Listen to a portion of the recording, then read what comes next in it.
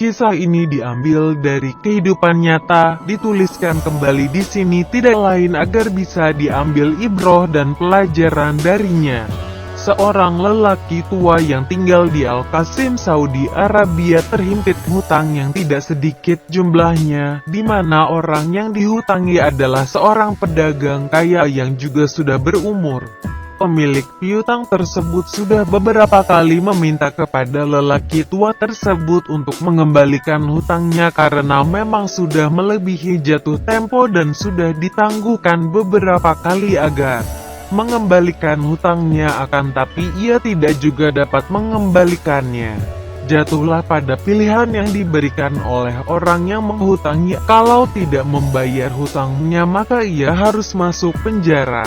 Dan ternyata pedagang tadi tahu juga bahwa lelaki tua tadi memiliki dua orang putri. Yang pertama berumur 20 tahun dan yang kedua berumur kurang lebih 17 atau 18 tahun. Sehingga ia memberikan pilihan ketiga, yaitu kalau ia mau menikahkan salah satu putrinya dengannya maka hutang dianggap lunas dan terbebas dari jeruji penjara. Maka lelaki tua itu pun terdiam beberapa waktu, lalu ia pun mengatakan, saya harus bertanya kepada mereka terlebih dahulu apakah mereka bersedia ataukah tidak.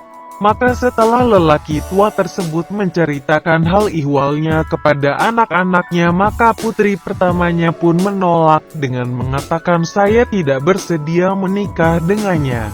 Saya tidak mau menghabiskan hidup saya bersama suami yang sudah berumur, kata putri pertamanya.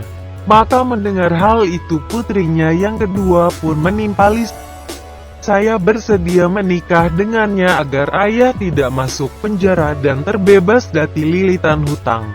Maka setelah ia menyampaikan kepada pemilik piutang tersebut bahwa putri pertamanya tidak bersedia menikah dengannya, akan tapi putri keduanya yang bersedia, maka pedagang itu mengatakan, itu lebih bagus, kalau begitu kamu telah bebas dari hutangmu katanya. Maka akhirnya pun telah sepakat waktu dan tempatnya untuk menikah, yaitu pada malam Jumat.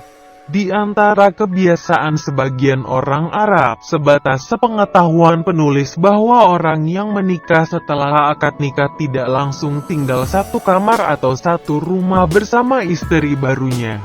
Demikian pula dengan pedagang yang sudah berumur ini, ia tidak langsung tidur bersama dan berhubungan suami istri dengan istri barunya tersebut. Dan ia mengatakan kepada mertua barunya bahwa ia akan pergi ke luar negeri. Dalam kisah disebutkan pergi ke Jerman untuk suatu urusan dagangnya. Dan ia menjanjikan setelah 1 pekan ia akan pulang dan akan berkumpul dengan istrinya. Akan tapi qadaralah, Allah mentakdirkan bahwa pedagang tersebut sakit dan akhirnya ia meninggal di luar negeri. Akhirnya pun istri yang ditinggalkan yang belum digauli tersebut mewarisi hartanya yang melimpah, sehingga ia pun mendapatkan 2 kebaikan sekaligus, ayahnya terbebas dari hutang dan penjara. Dirinya pun mendapatkan harta warisan jutaan rial dari harta peninggalan suaminya tersebut.